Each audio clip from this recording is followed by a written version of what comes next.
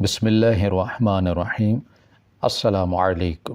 سہراب گوڑ کے 2 کمرے والے گھر کے باہر محلے دار کھڑے تھے، جن کی چہمگوئیاں اور آوازیں ہمارے گھر کے بند دروازوں کے پاس کھڑے ہم سب خاموشی کے ساتھ سن رہے تھے، لیکن ایک دوسرے کو ہونٹوں پر انگلی رکھ کر چپ رہنے کا اشارہ بھی دے رہے تھے۔ میرے والد نے اپنے 5 بچوں کو ہاتھ کے اشارے سے اندر کمرے کی طرف جانے کا کہا اور کمرے میں لے کر جا کر دروازہ بند کر لیا۔ دروازے پر مسلسل دستک دن کے مختلف اوقات میں ہوتی رہی۔ ہر ہونے والی دستک پر والد اور بچے ایک دوسرے کو چونک کر خوفزدہ نظروں سے دیکھتے، پھر دل ہی دل میں جھنجھلانے بھی لگتے۔ باقی ہم سب تو اپنے حالات کو سمجھنے کی تگدو کر ہی رہے تھے، لیکن ہم سب میں سے چھوٹا بھائی وقاص، جو بھی صرف 5 سال کا تھا، وہ بار بار رونے لگتا۔ وہ ابا سے دن میں کئی بار پٹ چکا تھا۔ میں چونکہ بہن بھائیوں میں سب سے بڑی تھی، اس لیے ہر بار پٹنے کے بعد وہ روتے ہوئے میرے پاس ہی آتا اور اپنے دل کا بوجھ ہلکا کرنے کے لیے میرے سینے سے لگ کر چپ چاپ رونے لگتا، تو مجھے بھی رونا آ جایا کرتا۔ ماں کی محبت میں اسے ابا کی ڈانٹ اور مار دونوں ہی بھول جایا کرتے، تو وہ پھر امی کو یاد کرتے ہوئے کہنے لگتا، امی کے پاس جانا ہے۔ یہ بات بلند آواز میں کرنے کی بجائے اب وہ آہستہ سے میرے کانوں میں سرگوشی کے انداز میں کہتا، کیونکہ وہ جانتا تھا کہ اس نام پر ابا مشتعل ہو کر صرف ایک کام کرتا ہے، وہ ہے مارنے کا۔ لیکن وہ معصوم ذہن یہ سمجھنے سے قاصر تھا کہ آخر رات ایسا کیا ہو گیا کہ ابا امی کا نام سننے کا بھی روادار نہیں رہا اور نہ ہی انہیں یہ نام لینے کی اجازت ہے۔ باقی بہن بھائی تو ابا کی خاموشی اور غصے کو سمجھ رہے تھے، لیکن ننھے وقاص کو جتنا بھی سمجھائے وہ اتنا ہی رو پڑتا کہ اسے چپ کرانا مشکل ہی ہو جاتا۔ ہم سب ایک کمرے میں ہی بیٹھے ہوئے تھے اور بار بار ابا کی طرف دیکھتے، لیکن ابا بہت گہری سوچ میں فرش کو ہی گھورے جا رہے تھے۔ وہ بس ہماری طرف اسی وقت نظر اٹھا کر دیکھتے جب ہم میں سے کوئی ماں کا نام لیتا۔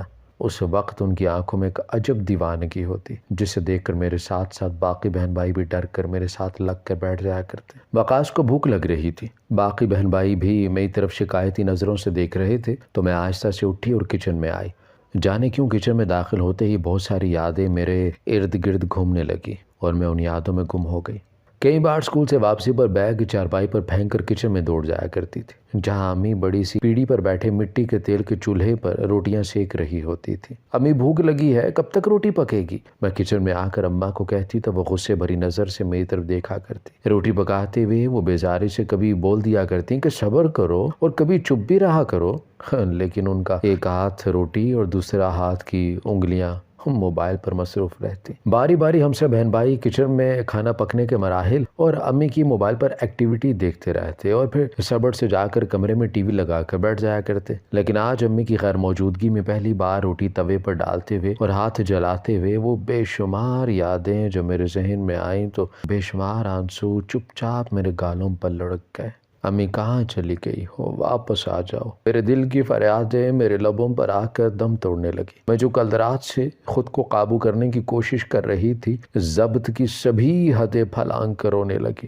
ماں کے بغیر رہنے کا تصور تو میں نے کبھی کیا ہی نہیں تھا، نہ ہی مجھے ان کی طرح گھر سنبھالنا آتا تھا۔ میں تو ابھی اپنے بالوں کی چوٹیاں بھی ان سے بنوایا کرتی تھی، اپنے تمام لاڈ نخرے ان سے اٹھوایا کرتی تھی، حالانکہ وہ اکثر کہتی کہ تم اب کب تک بچی بنی رہو گی۔ وہ جتنا چڑھتی میں اتنا ہی ان کی گود میں بیٹھنے کی چاہت کیا کرتی، کبھی ان سے مار کھاتی تو کبھی ڈانٹ، لیکن باز نہ آتی۔ تمام روٹیاں کچی پکی پکا کر ان پر ہلکا ہلکا سا دیسی گھی لگا کر میں نے اپنے تمام بہن بھائیوں کو کچن میں ہی بلوا کر پھر ایک روٹی پر تھوڑی تھوڑی شکر رکھ کر ان کے سامنے رکھ دی اور پھر ایک روٹی ابا کے پاس لے کر گئی۔ ابا روٹی، میں نے دھیرے انداز میں کہا تھا، تو انہوں نے فرش پر سے نگاہ ہٹا کے میری طرف دیکھا اور پھر روٹی پر نظر ڈالی۔ نہ جانے کہاں سے میرا سخت ابا جان کی آنکھیں آنسوں سے بھر گئی تھی اور انہوں نے میرے سر پر اپنا ہاتھ رکھا۔ میں آنسو پونجتے ہوئے کچن میں آ گئی۔ میرا نام امینہ ہے، ہم 3 بہنیں اور 2 بھائی ہیں، سب بہن بھائی مجھ سے چھوٹے ہیں۔ میرے ابا سبزی منڈی میں مزدوری کیا کرتے تھے۔ ہمارے گھر کے حالات بہت اچھے تھے۔ میں نے ابا کو ہمیشہ گرمی ہو یا سردی محنت کرتے ہوئے اور اپنے کام سے کام رکھتے ہوئے دیکھا تھا۔ وہ فجر کی اذان کے ساتھ ہی اٹھ کر سبزی منڈی چلے جاتے اور وہاں سے رات کو لوٹا کرتے۔ ان کا ڈیلی کا یہی معمول تھا۔ میں نے انہیں کبھی چھٹی لیتے ہوئے گھر پر آرام کرتے ہوئے نہیں دیکھا تھا۔ واپسی پر وہ ڈھیر ساری سبزیاں اور فروٹ لے کر آیا کرتے۔ ہم اپنے بستے میں فروٹ لے کر جاتے تو ہمارے ساتھ پڑھنے والے بچے ہم پر رشک کیا کرتے۔ انہیں لگتا تھا کہ ہم بہت ہی کوئی امیر کبیر فیملی سے تعلق رکھتے ہیں۔ میری کلاس فیلوز بڑی حسرت سے جب مجھے فروٹ نکال کر کھاتا ہوا دیکھتی تو مجھے انہیں دکھا دکھا کر کھانے میں اور بھی مزہ آتا۔ کبھی کبھی مجھے ان پر ترس بھی آتا تو میں انہیں کچھ نہ کچھ کھانے کو دے بھی دیا کرتی، تو وہ میری بڑی احسان مند بھی رہتی اور ممنون بھری نگاہوں سے مجھے دیکھتی رہتی، اور بدلے میں وہ اپنے لنچ باکس جو دیسی گھی کے پراٹھے، اچار یا آلو کے کباب پر مشتمل ہوتا وہ ہمیں بھی دے دیا کرتی، اور میں خوشی خوشی وہ لے لیا کرتی، کیونکہ میں ان چیزوں کے لیے بہت ترستی تھی۔ اس کی وجہ یہ تھی کہ میری امی نے کبھی ایک دن بھی ہمیں لنچ باکس بنا کر نہیں دیا، بلکہ رات کو جو فروٹ آتے وہی اٹھا کر ہم اپنے بستے میں ڈال لیتے، اور یوں امی صبح کے ناشتے سے اپنے جان چھڑوا لیتی۔ وہ صبح ناشتے بھی ہمیں نہیں بنا کر دیا کرتی تھی، اور ہمارے جانے کے ٹائم پر وہ سویا کرتی تھی۔ ہم پورے دن میں صرف 2 ٹائم کھانا کھایا کرتے تھے، اسکول سے واپس آ کر اور دوسرا رات کو، وہ بھی اگر ہم جلدی پک جایا کھانا تو ٹھیک، ورنہ ہم ایسے ہی سو جاتے۔ ہمیں اس بارے میں اپنی ماں سے ضد کرنا بھی نہ آئے، نہ ہمیں اس بارے میں کوئی شعور تھا، کیونکہ ہم نے اپنے گھر میں شروع سے یہی ماحول دیکھا تھا۔ یہی وجہ تھی کہ ہم نے اس بارے میں کبھی بھی اپنے باپ سے شکایت نہ کی، اور نہ ہی ہمارے باپ نے کبھی پلٹ کر پوچھا کہ گھر میں کیا روٹین ہے۔ وہ تو جب میں خالہ کے گھر ایک ہفتہ رہی تو مجھے پتا چلا کہ صبح کا ناشتہ کسے کہتے ہیں۔ واپس آ کر میں نے امی سے کہا کہ مجھے بھی اسکول جانے سے پہلے صبح کا ناشتہ بنا کر دیا کریں، تو ان کا بے پناہ غصہ دیکھ کر ہماری پھر کبھی ہمت نہ ہوئی کہ ہم صبح کے ناشتے کے حوالے سے بات بھی کر سکیں۔ وہ ہم میں سے کسی سے پیار نہیں کیا کرتی تھی، ایسا مجھے ہر وقت کیوں محسوس ہوتا تھا، میری سمجھ سے بالا تر تھی، لیکن اس کے باوجود وہ مجھے بے پناہ پیاری لگتی تھی۔ وہ اونچی لمبی کسی پنجابی کی الڑ دوشیزہ کی طرح چاق و چوبند تھی، سرخ و سفید رنگت اور سیاہ لمبے بادلوں کی چوٹیاں ان کی کمر پر کسی سیاہ ناگن کی طرح جھولتی رہتی۔ وہ لہرا کے چلتی یا سہند ہوتے ہوئے جھاڑو لگاتی تو ان کے بالوں کی لمبی چوٹیاں جھولتے ہوئے ان کے سینے پر آ جاتی۔ جھٹکے سے جب اسے پیچھے دھکیلتی تو یہ منظر مجھے ہمیشہ مبہوت کر دیا کرتا، وہ اتنا خوبصورت کیسے ہو سکتا ہے۔ وہ واقعی حور تھیں، لیکن ابا واجبی سی شکل و صورت کے مالک تھے، چھوٹا سا قد، سانولی رنگت پر چھوٹی چھوٹی آنکھیں، وہ کہیں سے بھی امی کا پرفیکٹ میچ نہیں تھے۔ میں نے امی کو کبھی ابا سے مسکراتے یا آرام سے گفتگو کرتے نہیں دیکھا تھا، ان کے چہرے اور لہجے سے ہر وقت بیزاری سے جھلکتی، ابا کا ذکر آتا یا وہ ابا سے بات کر رہی ہوتی۔ یہی وجہ تھی کہ اب ابا نے اپنی مصروفیات گھر کے باہر بے تحاشا بڑھا لی تھی۔ میں بچپن سے ہی اپنے گھر کے ماحول کا مزاج دیکھ رہی تھی۔ امی بس مارے بندھے گھر کے کام کیا کرتی۔ ہمارا گھر چھوٹا سا تھا، لیکن نہ جانے کیوں سارا دن گھر کے کام ختم ہونے کا نام ہی نہیں لیتے تھے۔ ہم اسکول جاتے ہوئے گھر کو جیسا چھوڑ کر جاتے، واپسی پر ویسے ہی گندا اور بکھرا ہوا ملتا۔ گھر کا جھاڑو پوچھا مجھے ہی کرنا پڑتا، ہانڈی روٹی کبھی بھی وقت پر نہ پکتی، بلکہ پکتے پکتے شام ہو جاتی، اور ہم اکثر ہی دن کا کھانا شام کو کھا کر سو جایا کرتے تھے، تو امی بھی کوئی خاص پرواہ نہ کرتی۔ ہم اسکول جانے سے پہلے اور واپس آنے کے بعد جو واحد چیز ان کے ہاتھ میں دیکھتے وہ ان کا موبائل تھا، جسے وہ جان سے زیادہ عزیز رکھتی تھی۔ البتہ ہم میں سے کسی کو بھی ان کے موبائل سے ہاتھ لگانے کی جرت نہ ہوتی، ننھا وقاص جتنی بھی ضد کرتا اسے بھی اجازت نہ ملتی۔ میں نے انہیں کئی بار کمرہ بند کر کے کسی سے باتیں کرتے ہوئے خود سنا تھا، نہ جانے وہ کون تھا جس سے بات کرتے ہوئے ان کا لہجہ کھنکدار اور شوخ ہو جاتا، وہ ہماری امی کی آواز ہی نہیں لگتی تھی۔ جتنی محبت چاشنی ان کے لب و لہجے میں گھلی ہوتی، اس پر میں دروازے کے باہر کھڑی کان لگائے اکثر سوچتی رہتی، کاش امی ہم سب سے بھی ایسے بول لیا کریں۔ اگر بہن بھائی اندر کمرے میں جاتے یا شور کرتے تو امی اوپر چھت پر چلی جاتی، اور پھر چھت سے اترنے کا نام ہی نہیں لیتی تھی۔ انہیں پرواہ ہی نہ ہوتی کہ ہم اسکول سے آ گئے ہیں تو ہمیں کھانا بھی دے دیں یا ہمارے اسکول کا ہوم ورک ہی کروا دیں، نہ ہی ہمارے اسکول کا ہوم ورک کروانے کا خیال، نہ ہی کبھی اسکول میں ہماری پروگریس جانچنے کا انہیں کوئی دلچسپی ہوتی۔ ہم فیل ہوں یا پاس، وہ ان کا درد سر ہی نہیں تھا۔ ایک دن چھوٹا وقاص بہت بیمار ہو گیا، ابا اس کی طرف سے انتہائی فکر مند تھے، وہ خود ہی اسے ہاسپٹل لے کر گئے، اور دوائیاں جب لے کر گھر آئے تو انہوں نے امی کو تاکید کی کہ یہ دوائیاں وقت پر بچے کو کھلانی ہیں اور اس کی خوراک کا بھی خیال رکھنا ہے۔ پہلی بار ابا کی توجہ دیکھ کر مجھے یہ احساس ہوا کہ ہم بھی اپنے والدین کے لیے کوئی معنی رکھتے ہیں۔ امی کے چہرے پر بھی وقاص کو لے کر بہت پریشانی ابھری تو مجھے اپنے والدین پر بہت پیار آیا۔ ابا نے اس دن کام سے چھٹی کر لی اور وہ سارا دن گھر پر ہی رہے، لیکن مجھے یہ دیکھ کر بڑی حیرانی ہوئی کہ اس دن امی کے ہاتھ میں موبائل نہیں تھا، بلکہ انہوں نے اپنا موبائل آف کر کے ایک طرف رکھ دیا تھا۔ اس دن وہ سارا دن گھر کے کاموں میں لگی رہیں، گھر کے کام بھی جلدی ختم ہو گئے جو اس سے پہلے سارا دن ختم ہونے کا نام ہی نہیں لیتے تھے۔ پہلی بار امی کا ذہنی طور پر گھر پر ہونے کا احساس خوشگوار لگ رہا تھا۔ ابا امی کے ساتھ خوب چہک رہے تھے، وہ امی سے ہنس کر بولتے تو امی بھی کہیں ہنس کر بات کر جایا کرتی۔ میری زندگی کا وہ دن انتہائی یادگار دن تھا جس میں ہم ایک مکمل خوبصورت خاندان کی صورت میں موجود تھے۔ اس دن ابا نے اسپیشل مرغی لائی اور کہا کہ چاول اور مرغی بناؤ، تو امی نے بڑی مہارت کے ساتھ کھانا بنایا۔ مجھے چٹنی بنانے کا کہا اور پھر خود سلاد بنانے لگی۔ دسترخوان پر کھانا لگایا گیا اور بڑے ہی خوشگوار ماحول میں ہم سب نے کھانا کھایا۔ یہ پہلی بار تھا کہ ہمارا سارا خاندان ایک ہی جگہ پر بیٹھ کر سکون سے ایک دوسرے کے ساتھ مل کر کھانا کھا رہا تھا۔ ابا نے امی کے کھانے کی بہت تعریف کی تو امی بھی مسکرا دی۔ وقاص بھی والدین کی مکمل توجہ ملنے پر بہتری کی طرف گامزن تھا۔ اگلے دن ابا صبح سویرے کام پر چلے گئے، لیکن امی کو وقاص کا بہت خیال رکھنے کی تاکید بھی کر گئے۔ امی نے مجھے کہا کہ باقی بہن بھائی اسکول چلے جائیں تو تم گھر پر ہی رکو، کام کاج بہت ہے پڑا ہوا، اس میں میرا ہاتھ بٹاؤ۔ تو میں اسکول نہیں گئی، لیکن مجھے نہیں پتا تھا کہ کل کے خوشگوار دن کا تاثر آج کے دن زائل ہو جائے گا۔ 11 بجے کا ٹائم تھا۔ میں سارے گھر کے کام ختم کر چکی تھی، بس کچن میں برتن پڑے تھے۔ میں بہت تھک گئی تھی، اسی لیے میں صحن میں بچھے تخت پر اپنی کتابیں نکال کر بیٹھ گئی۔ امی صبح سے چھت پر تھیں کہ اچانک زوردار دروازے پر دستک ہوئی۔ میں بھاگتی ہوئی گئی اور دروازہ کھلا تو آگے ابا کھڑے تھے۔ وہ تیزی سے اندر آئے۔ کہاں ہے تیری ماں؟ وہ دھاڑے تو میں سہم گئی۔ پھر وہ اندر کمرے میں آئے تو دیکھا وقاص بے سدھ پڑا ہے۔ اسے دوائی دی یا نہیں؟ ابا نے پوچھا۔ پتہ نہیں، میں نے آہستہ سے کہا۔ ناشتہ کیا اس نے؟ دودھ ڈبل روٹی دی یا کہ نہیں؟ وہ پھر میری طرف دیکھے بغیر بولے اور وقاص کے پاس بیٹھ گئے، جو اب ادھ کھلی آنکھوں سے ابا کو دیکھ کر رونے لگا تھا۔ کچھ پوچھا ہے میں نے امینہ، اس نے ناشتہ کیا ہے یا نہیں؟ انہوں نے اب وقاص کو گود میں اٹھا لیا تو میں خوف زدہ ہو کر بولی کہ ہم میں سے ابھی تک کسی نے ناشتہ نہیں کیا۔ کیوں؟ دن کے 11 بج رہے ہیں، اب تک تم لوگوں نے ناشتہ بھی نہیں کیا اور نہ ہی بچے کو ناشتہ کروایا کہ وہ دوائی ہی کھا لیتا۔ وہ غصے اور حیرت کی طرح ملی جلی کیفیت میں بولے، ماں کہاں ہے تمہاری؟ اتنے میں امی بھی نیچے اتر کر آ گئے۔ موبائل انہوں نے اپنے گریبان میں ڈال دیا۔ کہاں تھی تم؟ وہ غصے سے بولے۔ چھت پر، امی نے جواب دیا۔ چھت پر کیا کر رہی تھی تم؟ ہاں، بچے بھوکے ہیں، دن کے 11 بج رہے ہیں اور تم چھت پر تھی؟ روز اتنے بجے ہی ناشتہ ہوتا ہے، اس میں بڑی بات کیا ہے؟ وہ لاپرواہی سے بولی۔ اس میں اتنی بڑی بات کیا ہے؟ وہ جل کر بولے۔ محترمہ، یہ تمہارا بچہ ہے، ہمسائے کا نہیں ہے، یہ بیمار ہے، اسے کچھ نہ کچھ کھلا کر دوائی وقت پر دینی تھی۔ ٹائیفائیڈ ہے، اگر بگڑ گیا تو لگ پتا جائے گا، اور تم کہہ رہی ہو کہ اس میں اتنی بڑی بات کیا ہے؟ صبح سے کال کر رہا ہوں، کس سے باتیں کر رہی تھی؟ اچانک ابا نے پوچھا تو امی گڑبڑا سی گئی۔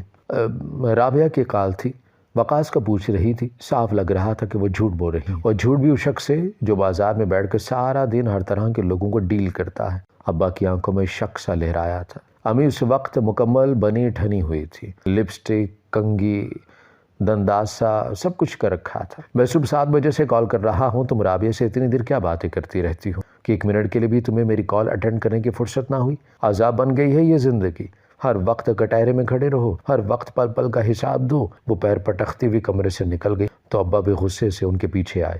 اگر تمہارے لیے زندگی عذاب بن گئی ہے تو بہتر ہے کہیں اور چلی جاؤ، ابا بپھر کر بولے تھے۔ ہاں چلی جاؤں گی ایک دن، بات بات پہ اس بات کی تانے مت دیا کرو۔ اور پھر امی نے کچن میں رکھے برتن زور زور سے سنک میں پھینکے تو ابا سلگتے ہوئے انہیں دیکھتے رہے اور پھر بنا کچھ کہے غصے سے باہر نکل گئے۔ امی نے چپکے باہر جھانکا اور پھر جلدی موبائل پر کچھ لکھ کر موبائل دوبارہ بند کر کے گریبان میں ڈال دیا۔ اس دن کے بعد سے ہمارے گھر کے حالات اچھے نہ رہے۔ وہ جو ایک عرصے سے ابا کی طرف سے خاموشی رہی، شاید کچھ نہ کچھ جانتے ہوئے بھی اب وہ ختم ہونے لگی تھی۔ وہ بچوں اور گھر کی بقا کے لیے چپ تھے، لیکن یہ خاموشی بھی کارگر ثابت نہ ہوئی اور گھر کے حالات سدھرنے کی بجائے مزید خراب ہو گئے۔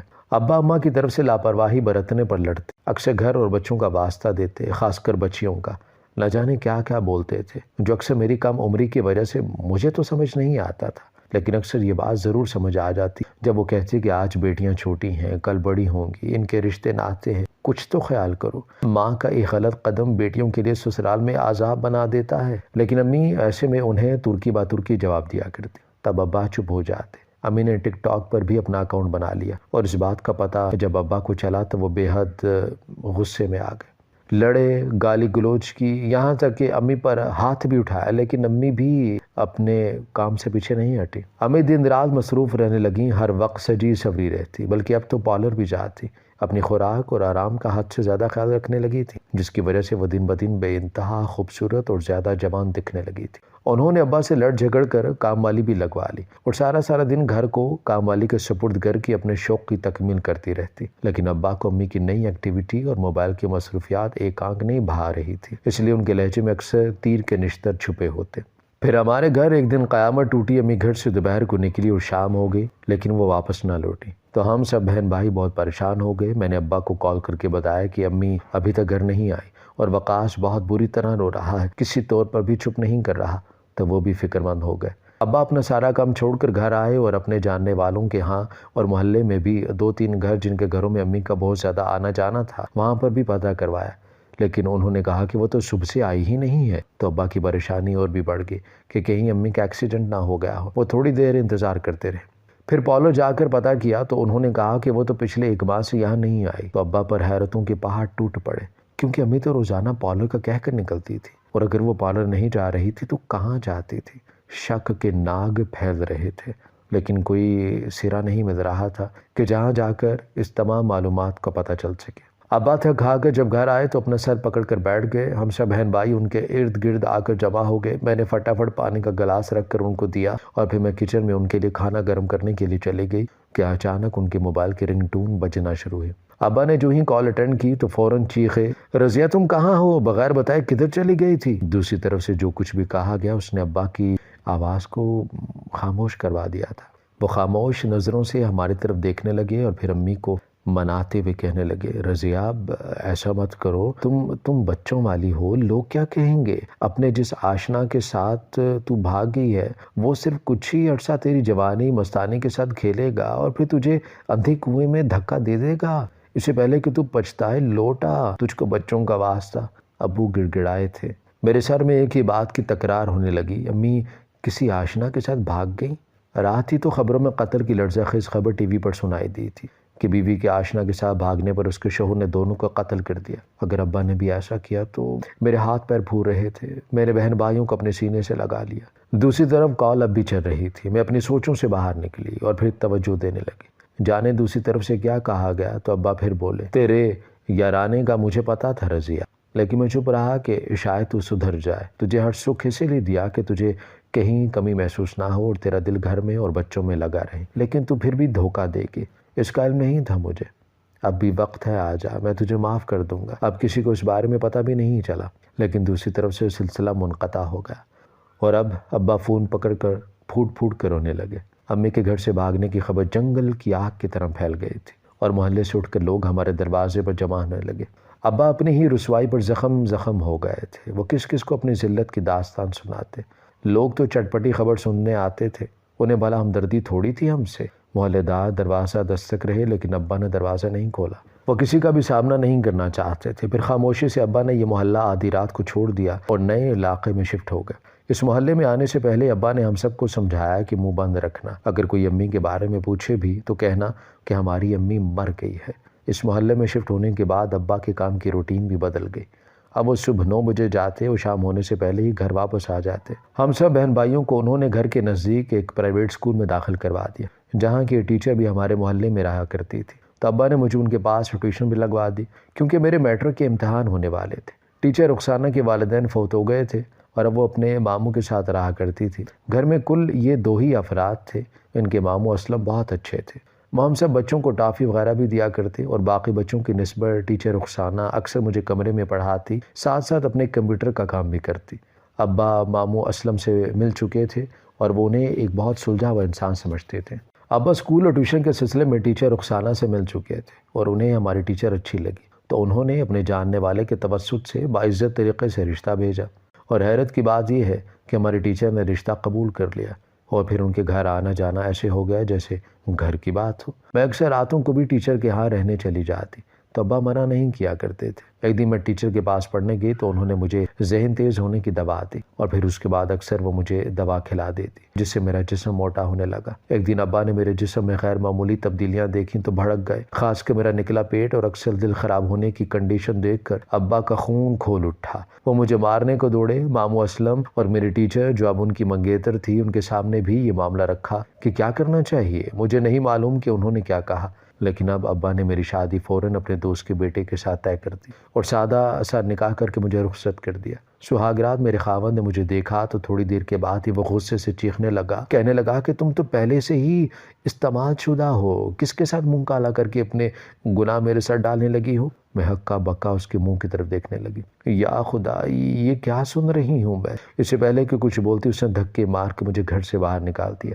میں شادی کے لہنگے میں لٹی پٹی گھر کے گیٹ کے باہر کھڑی تھی۔ رات کا 1 بج رہا تھا اور مجھے کچھ بھی سمجھ نہیں آ رہا تھا کہ اب میں کہاں جاؤں۔ میں رونے لگی، اب تو مجھے گھر میں بھی نہیں رکھیں گے۔ تو میں اپنے ٹیچر کے گھر چلے گئی۔ انہوں نے میری ساری بات سننے کے بعد مجھے گلے سے لگایا اور اپنے کمرے میں چھوڑ کر میرے لیے چائے بنانے کے لیے کچن میں گئی۔ اچانک میری نظر وہاں ٹیبل پر رکھی دوائی پر پڑی جو ٹیچر مجھے کھلاتی رہتی تھی، لیکن جب میں نے اس کا نام پڑھا تو خوف سے میرا جسم کانپنے لگا۔ اسی وقت ٹیچر اندر داخل ہوئی اور میری بدلی کیفیت دیکھ کر وہ سمجھ گئی کہ مجھ پر راز کھل گیا ہے۔ آپ مجھے حمل ضائع ہونے کی دوائی کھلاتی رہیں، کیوں؟ میں چیختے ہوئے ان کی طرف دیکھنے لگی تو وہ نظریں چرا کر بولی، اگر میں ایسا نہ کرتی تو میرے ماموں میری نازیبا تصاویر نیٹ پر وائرل کر دیتے، میں کسی کو بھی اپنا منہ دکھانے کے قابل نہ رہتی۔ میں ہکا بکا ان کے منہ کی طرف دیکھتے جا رہی تھی تو وہ مجھے ہاتھ سے پکڑ کر ماموں کے کمرے کی طرف بڑھی جہاں راتوں رات وہ ابلیس بے یار و مددگار لیٹا ہوا تھا، جس نے نہ صرف اپنی بھانجی کی زندگی اپنی حوث سے برباد کر ڈالی بلکہ مجھے بھی برباد کر ڈالا۔ جب میں ان کے گھر رات رہنے کے لیے آتی تو یہ مجھے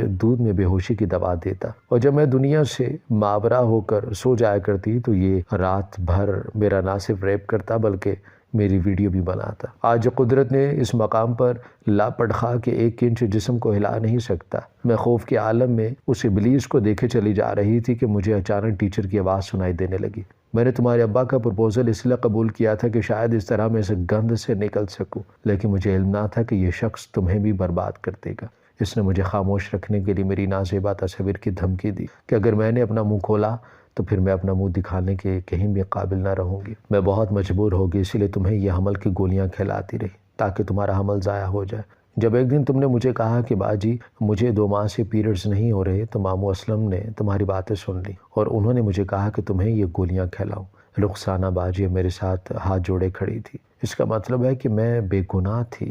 میں بیک وقت خوش اور غم دونوں ہی کیفیت کا شکار تھی، لیکن میں اپنی ہی نگاہ میں آج سرخرو ہو گئی تھی۔ باجی رخسانہ ابا کے علم میں بھی یہ بات لائی اور پھر انتہائی خاموشی کے ساتھ میرا حمل ضائع کروایا گیا۔ ابا میرے دکھ میں آدھے ہو گئے، لیکن انہیں اس بات پر ہمیشہ پچھتاوا رہا کہ انہوں نے بیٹی کے معاملے میں کیوں کسی پر اتنا اعتبار کر لیا۔ رخسانہ باجی کا ابا سے نکاح ہو گیا، وہ جاب چھوڑ کر گھر سنبھالنے لگی اور ساتھ ہی ساتھ ہماری ماں کی کمی بھی پوری کر دی۔ میرے BA کرنے کے بعد انہوں نے ایک شریف اور اچھے لوگوں میں میری شادی کر دی۔ ماموں اسلم اب بھی زندہ ہیں اور عیدی سینٹر میں مقافات عمل سے گزرتے ہوئے دن رات اپنے مرنے کی دعا کرتے رہتے ہیں۔ امی کے بارے میں اڑتی خبر بھی ہم تک پہنچی تھی کہ وہ جس آشنا کے ساتھ بھاگ گئی تھی وہ انہیں چھوڑ کر فرار ہو گیا ہے، اور پھر ایک دن وہ ابا کے دروازے پر بچوں سے ملنے کے لیے آئی تھی، لیکن بچوں نے ان سے ملنے سے انکار کر دیا تھا۔ پھر ان کا کچھ پتہ نہیں چلا کہ وہ کہاں گئے، شاید یہ شہر چھوڑ گئی تھی۔ ہماری ویڈیو اگر آپ کو پسند آئی ہے تو ضرور لائک کیجیے، اپنی رائے دینا چاہیں تو کمنٹس کیجیے، اچھی لگے تو شیئر کیجیے۔